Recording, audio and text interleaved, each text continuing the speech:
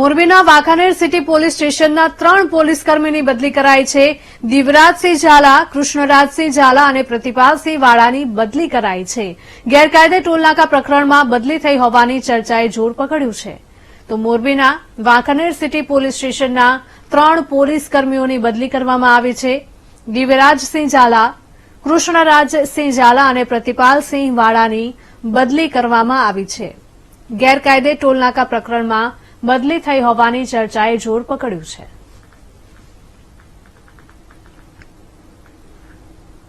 સંવાદદાતા હર્નિશ જોડાયા છે. હર્નિશ, જણાવશો કે ગેરકાયદે ટોલનાકાને લઈને 3 પોલીસકર્મીની બદલી કરાઈ હોવાની ચર્ચાઓ થઈ રહી છે.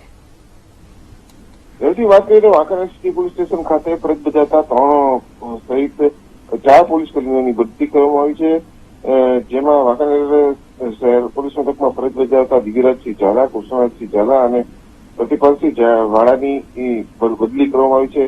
વાંકાનેર સિટી પોલીસ સ્ટેશનના 3 પોલીસકર્મીઓની બદલી કરવામાં આવતા હાલ પોલીસ બેડામાં બોગસ ટોલ નાકા પ્રકરણ ને નડી ગયા હોવાની ચર્ચા કરવામાં આવી છે. જી બિલકુલ હર્નિશ, આભાર.